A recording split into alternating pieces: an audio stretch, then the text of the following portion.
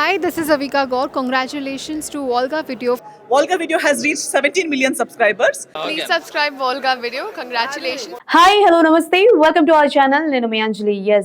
So మే 30th cross roads అంటూ ఒక interesting కాన్సెప్ట్తో మన ముందుకైతే రాబోతున్నారనమాట. అండ్ డైరెక్టర్ గారు, ప్రొడ్యూసర్స్ ఈరోజు మనతో పాటు ఉన్నారు. వాళ్ళతో మాట్లాడి అసలు ఈ స్టోరీ ఎలా స్టార్ట్ అయ్యింది, ఏంటి, ఎంతవరకు జనాలకి ఉపయోగపడుతుంది అన్న విషయాన్ని తెలుసుకుందాం. హాయ్ సార్, నమస్తే. అందరూ ఎలా ఉన్నారు? Okay then super. And first of all అయితే ట్రైలర్ చూశాను.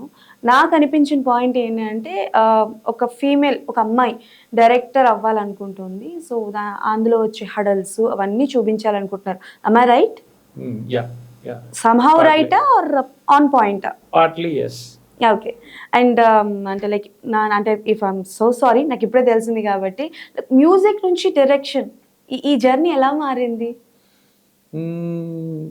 ఫస్ట్ ఆఫ్ ఆల్ మ్యూజిక్ అనేది సపోజింగ్ ఇంకేదైనా డాక్టరీ లాంటి ప్రొఫెషన్ అయ్యింటే అప్పుడు ఇది ఎలా మారిందని అడగడంలోనూ నేను చెప్పడానికి కూడా ఏదో ఒక ఇంట్రెస్టింగ్ టాపిక్ దొరుకుతుంది.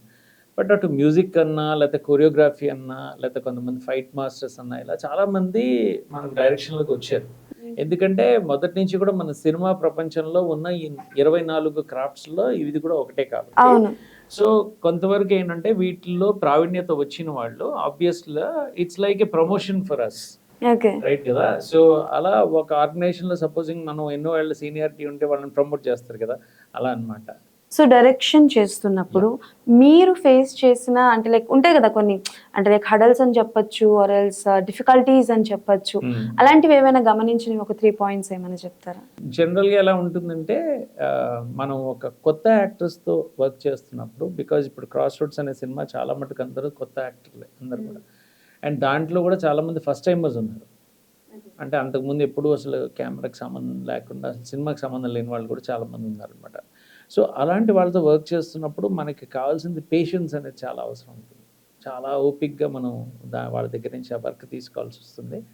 సో ఒక్కొక్కసారి మన పేషెన్స్ టెస్ట్ చేసిన పరిస్థితి వస్తాయి. సో అప్పుడు డెఫినెట్గా కోపాలు వస్తాయి మనకు. So that is one hurdle if you say. ఎందుకంటే అది కరెక్ట్గా మనం ఓవర్కమ్ అవ్వాలి. అది ఓవర్కమ్ అయితే కానీ అదొకటి. Well, now another thing that is there is again the way I work is sometimes ఒక మేజర్ ఛాలెంజ్ వచ్చింది మాకు సినిమాలో. ఒక యాక్చువల్గా ఫస్ట్ మా సినిమా అంతా రెడీ అయింది. దీని working title life of 3. Life of 3 అనే సినిమా అంతర్జాతీయ ఫెస్టివల్స్ ఎన్నింటిలో కూడా పార్టిసిపేట్ చేసి దగ్గర 23 అవార్డ్స్ వచ్చాయి, పొందాము. సో దాన్ని యాస్టీస్ ఓకే అంత రెడీగా ఉంది కదా అని ఆ సినిమా యాస్టీస్ కొంతమందికి చూపెట్టడం జరిగింది, ప్రివ్యూ లాగా చేసి బాగానే ఉందని. కొంతమంది చెప్పరు కూడా అసలు ఏమైనా ఉన్నా కూడా మనకి. సో అలా ఒకటి అయిపోయాక ఒక మంచి ఫీలింగ్తో ఇంక ఇది రిలీజ్ చేద్దామని వెళ్తున్నప్పుడు ఎక్కడో నాకు కొంచెం ఐ హ్యాడ్ మై ఓన్, అంటే నేను కన్విన్స్ అవ్వలేదు ఎక్కడ. సో ఆ క్షణంలో వచ్చి మళ్ళీ సినిమాని నేను మారుస్తున్నాను, నేను మళ్ళీ సెకండ్ హాఫ్ మళ్ళీ రీషూట్ చేస్తున్నాను, యాక్టర్ని మారుస్తున్నాను అని చెప్పినప్పుడు వీళ్ళిద్దరి పరిస్థితి వాళ్ళని అడగాలి. అంటే హర్డిల్ అనేది ఏమిటి అనేది. సినిమా బాగానే ఉంది, మంచి అవార్డ్స్ వచ్చాయి కదా, మళ్ళీ ఎందుకు సెకండ్ హాఫ్ రీషూట్? అంటే నీలా ఇప్పుడు నువ్వైతే జూనియర్ జర్నలిస్ట్ అమ్మా, సో అలాగే నీలాగా ఒక సీనియర్ జర్నలిస్ట్, నాలా కొంచెం తలపడిపోయిన పేర్లు ఎందుకు కానీ ఆయన దగ్గరికి వెళ్ళి ఈ సినిమా అండి రిలీజ్ చేయబోతున్నాము, దీనికి ఒక 20+ ఇంటర్నేషనల్ అవార్డ్స్ వచ్చాడు, అవార్డు మూవీ శశి అన్నాడు అనమాట. సో కొంచెంసేపు ఆలోచించాను, ఇతను అంటే నా మంచి కోసం చెప్పాడా, నా చెడు కోసం చెప్పాడా? సరే, అతను ఏ ఉద్దేశం చెప్పాడో నాకు అనవసరం, కానీ దాన్ని నేను మంచిగా సపోజింగ్ ఆలోచించి, పాజిటివ్గా ఆలోచించి తను చెప్పిన దాంట్లో ఏమైనా నిజం ఉందా లేదా. సరే, అతను సినిమా చూడలేదు, కానీ సినిమా చూడకుండానే అవార్డు వచ్చిందంటే అవార్డు మూవీ అన్నాడు. అంటే అవును కదా, ఇది అవార్డు మూవీ యాక్చువల్గా, ఎందుకంటే అప్పుడు అవార్డ్స్ కోసమే చేసిన మూవీ. మరి ఇది నేను కమర్షియల్ రిలీజ్ చేస్తే మరి చివరికి అందరూ ఆడియన్స్ కూడా వచ్చి ఇది అవార్డు మూవీ తీసావు చేసి అంటే అప్పుడు నా పరిస్థితి ఏంటని ఆలోచించి అదే విషయం వెళ్ళగి చెప్పి I reworked on the entire second half. Okay. So అది సెకండ్ హర్డిల్ నువ్వు అడిగిందానికి. ఇంకా 3వ హర్డిల్ ఏంటి అంటే, నువ్వు నన్ను క్వశ్చన్ అడిగావు ఇప్పుడు, దానికి కష్టపడి ఆన్సర్ చెప్పా కదా, ఏదో 3వ హర్డిల్. ఓకే. కానీ పెద్ద షాక్ ఇచ్చారు సార్ ప్రొడ్యూసర్స్ ఇద్దరికి.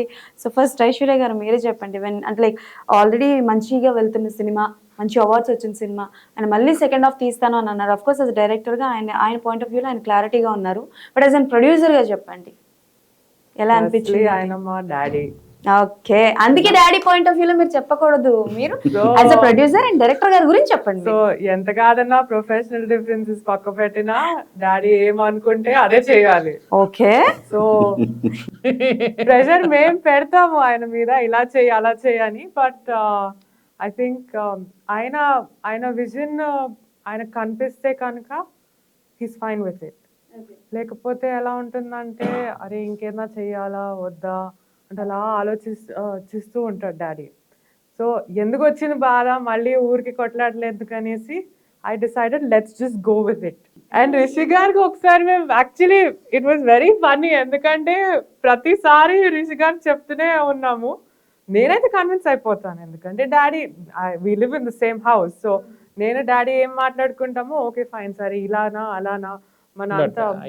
as she says rightly, the actual challenge is for Rishi garu, ఎందుకంటే సరే వాళ్ళిద్దరు అలాగో చెప్తున్నారు ఛాలెంజ్ మీకోసం మీరు అంటున్నారు కాబట్టి మీరు చెప్పండి. ఓకే, ఫస్ట్ ఐశ్వర్య గారు అండ్ శశిప్రీతం గారు వచ్చి ఇట్లా చెయ్యాలి, దిస్ ఇస్ మై డెసిషన్ అని శశిప్రీతం గారు చెప్పినప్పుడు అఫ్ కోర్స్ షాక్ ఫ్యాక్టర్ ఉండింది.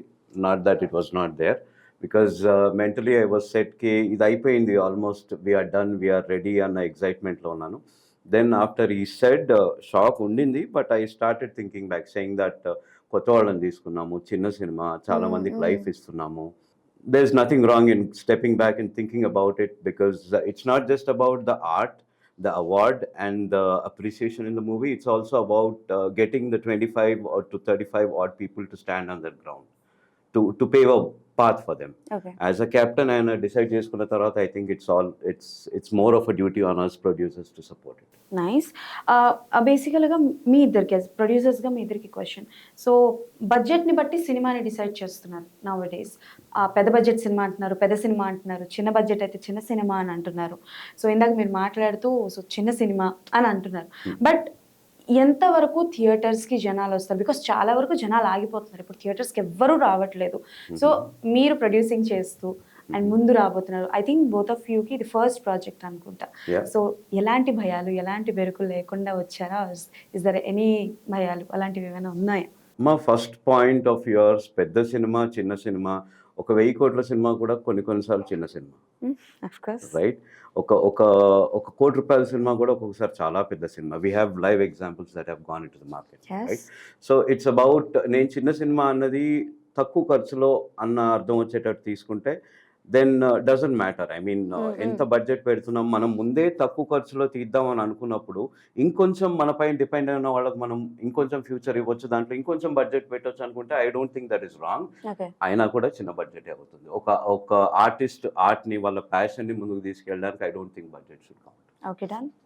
What do you want to say about that? I think in my opinion budget పక్కన పెడితే స్టోరీ బాగుండాలి more than anything else.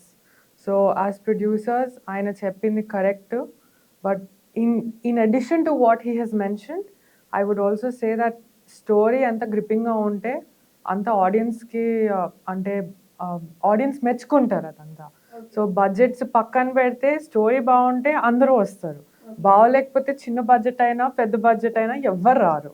Okay then. So nowadays అంటే like high expectations తో వచ్చిన కరెక్ట్. సో కొన్నిసార్లు mislead అవ్వచ్చు because of the trailers or you know expectations వేరేగా ఉంటాయి. ఒక ఫలానా వ్యక్తి ఆర్ చెప్పేది ఏంటంటే, మీరు కాస్ట్లీ గన్ వాడతారా చీప్ గన్ వాడతారా అన్నది కాదు, మీరు చంపారా లేదా, బుల్లెట్ దిగిందా లేదా అన్నదే.